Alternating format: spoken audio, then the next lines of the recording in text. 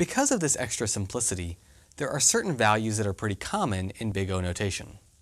The first would be O of 1. This stands for a constant order. The same number of operations will be performed no matter the size of the dataset.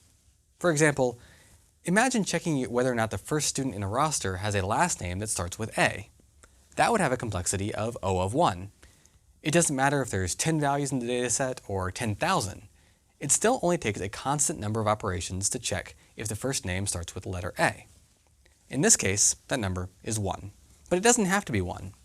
Just any constant number regardless of the size of the dataset qualifies as O of 1 complexity. Another common complexity is simply O of n. That's linear order.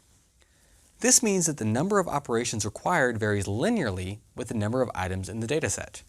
It doesn't have to be exactly the number of items, but just that on average as the dataset increases, the number of operations required grows at the same rate. Checking for duplicates in our sorted roster is an example of this. We always perform one fewer operation than the size of the roster because we compare each name to the next name. The complexity for checking for duplicates in an unordered set had the complexity O of n squared called quadratic order. This occurs whenever we have to perform a number of operations for each pair of items in a dataset. When checking for duplicates in an unsorted roster, adding one name to the roster means adding new comparisons to every previous name, because the name must be checked against every existing name in the list. Some algorithms can grow in complexity even faster and require O of n cubed or even higher exponents. This would be called polynomial order. The simplest example of this would be checking for triple duplicates in an inefficient manner. Imagine checking every set of 3 students to see if all 3 students had the same name. That would have a cubic order because every student must be compared to every pair among the other students.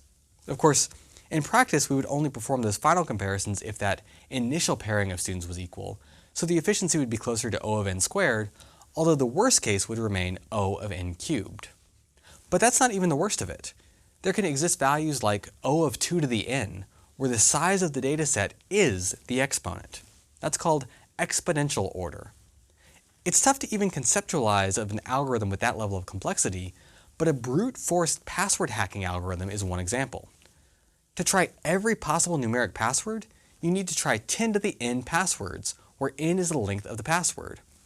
For a 10-character password of just numbers, that's 10 billion combinations. For just letters, it's 141 trillion combinations.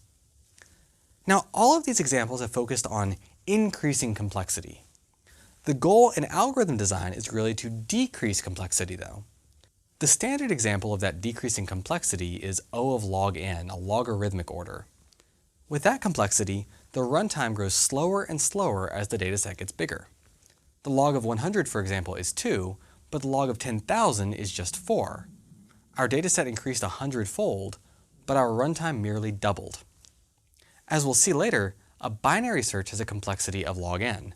The runtime grows very slowly relative to the growth of the dataset.